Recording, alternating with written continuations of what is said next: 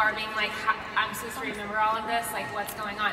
But it's just remembering the bits and pieces that you take. I promise you that if you allow yourself to be present, it will download into your bones and you will be able to really take a lot from it. So just remember that if it ever kind of feels overwhelming. And they're so inspiring. I love their confidence piece that they have with everything. Well, and I think a lot of what they've learned, you guys, is just through experience, right? It's just trying something and seeing the results and then going, if I do this, this might, and then I'm sure they're on YouTube. Like you said, I love that you're watching YouTube videos. Yeah. Depending on what you're learning. All right, well, we had some questions come in through the last time that you've been up here, Alyssa, and I wanted to ask you guys these questions because you guys are amazing, both of you. I mean, you guys, we have an influencer with incredible just following and knowledge in Alyssa, and I'm so thankful because she's helping us take our training up a few notches so that we can continue to give you guys education about social media. And so I like knowing she's right here in our own company. She's like a little hidden secret right here, and it works. So I'm going to ask both you guys a few questions. First of all, what is the best way to grow your following once you've hit the 5,000 friend limit on Facebook? That's a good question. That is a good question. Well, I would say what you could do is create a Facebook business page and then you have no limit. So I know a lot of people get scared because they're like, well, what about all these 5,000 people that I just, started over here? You just pop them over. And what Facebook business pages do is they also give you analytics and insights, which is huge. So you can start to kind of see, again, how I talked about your ideal client. Well, who is she? It's going to tell you her age, where she lives, all of that good stuff.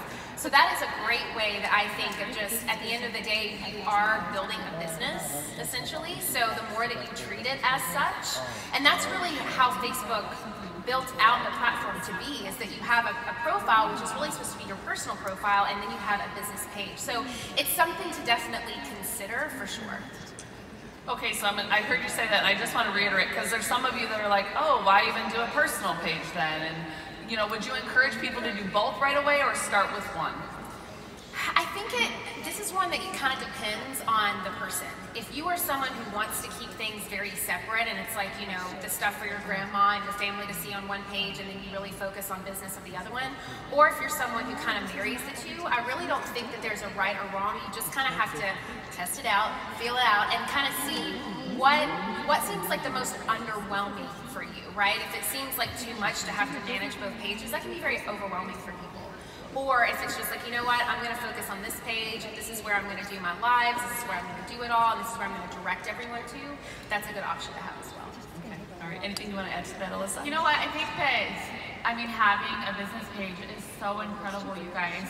And while you do have your personal page, you can kind of test the waters on what works for you, on building your brand, on building your community. So don't be afraid to do that. Okay.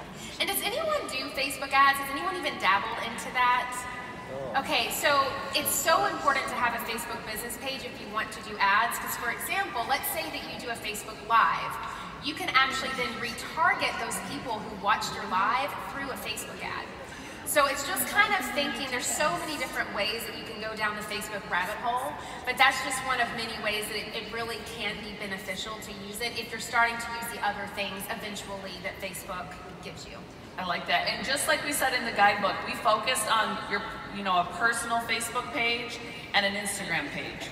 And I feel like as you read the different platforms and, oh gosh, I think I'd really like to be on YouTube and Facebook, then own those and really do those well. Because I think when we try to do too many, we don't do one thing good enough. And because we are very, very busy, that can be very overwhelming to try to spread yourself thin and then just kind of feel like you're not getting traction with anything. So speaking of busy, we are busy people.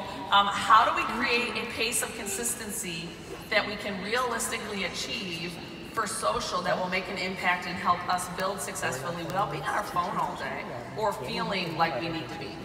I think, knowing what engagement you're going to do every single day. So first you want to really outline that. And you guys, you can do so much engagement in 1 hour of your day.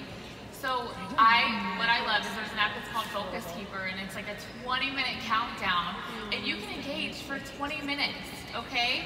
And then go back to whatever you need to do, and then throughout the day, engage for another 20 minutes. And then in the evening, do it again. So I would do that 2 to 3 times a day. But the beauty of this business and the beauty of building a social media business business is that it fits in the pockets of your life. So there's not going to be like a set perfect time where you should be engaging, because as long as you're doing it throughout the day, that's what's most important. You don't have to sit there and like fall into the scroll hole and always be on your phone, but you have to really be intentional on the time that you have when you are on your phone. When you say engage, just again, help us understand when you're saying 20 minutes of engagement. If I want to make sure I'm not just getting lost in the scrolling hole, I think you just said. How can I make the most of that 20 minutes? So I, like on Facebook and Instagram, I am like saving people and putting them in certain groups so that I know who I'm interacting with. So my really close potential distributors, my potential loyal customers, people who are still in my following that I haven't tapped into, those are the people that I'm engaging with. And then maybe another 20 minutes, I'm engaging with people who aren't quite in my circle yet, people who aren't following me yet, people who I'm not following yet. So I think that, really just making sure that you're dripping throughout, commenting and liking and messaging and doing all of that to people who are in your network and who aren't, but really taking care of those people who are in your network is so huge, just like what you talked about. Yeah, and when it comes to creating your own content, because that's another big thing that people just feel so overwhelmed because they're like, I have to create all this content and I can't share it, and I'm gonna have to create content for each platform. Automate, automate, automate. Make automation your best friend. What you can do, and this is what I do, is that I spend a little bit of time at the first of the week automating, getting all of my content ready for the rest of the week. So if I know that I need to post on Facebook 5 times this week, I go ahead in a program called Hootsuite, and I write out all of the content, I pick all of the photos that I use, I schedule it, and then I don't have to think about it for the rest of the week. And it goes out once I schedule it. So Hootsuite is just one of many different programs that are out there to help you automate, but that way it allows you to be on social media without having to be on social media. And I think that doing that too, you're not going to sit there for like an hour and a half, like, what am I going to post? Exactly. So choosing one day to get all of your content created for the week, that gives you so much time, you guys, to be engaging. Then you have all your time left. And isn't chapter 7 in the social guide all about, or am I getting the wrong chapter with that? I'm pretty sure it's 7 where you're like automating it all and pre-scheduling that. Like, I think it says something like a boss, and that's how you do it like a boss. If you treat it like a business, and you don't, if you only post when you feel like posting, chances are the stuff you're posting could be very negative or very in tune with maybe how you're feeling in that moment. I'd like to pretend like I'm on cloud 9 every day, all day long, but I'm going to make sure you think that's the case, and I like that. And just strategy. What I do too is, like, throughout the week, if I have ideas come to me, I'll just make a note of it, or even like quickly write it. But as they come to you, make a note of that so that when you do sit down, you already have content that's pretty much present. That's so good, because when my excuse for not automating everything was the fact that I was like, I'm not inspired right now. Right. I'm not inspired for 7 posts right now or whatever. So you said that to me once, and I've been doing that ever since in the notes in my phone. The minute I get just like, oh my gosh, I just read the coolest thing, then I'm like spitting that all out, and then I've got that for my same thing, for your like your photos, not just like your captions, but your photos as well. I use photos throughout the entire year. Like, you guys are taking so many pictures while you're here. Use that content throughout the entire year. And like, there will be a day where like I'm ready and I'm dressed. I will change my outfit 3 or 4 times, take different photos, and I have content prepped and ready. Yep. I love that. I stole that idea a little ways ago. I was like, I maybe do my hair and makeup like twice a month. So I better change my outfit. I've been getting lots of texts. You look so pretty. I'm like, I know, I'm wearing makeup. Apparently it makes you look a whole lot thinner too. I like that. All right. So, Julie, I have a question for you. Messaging online.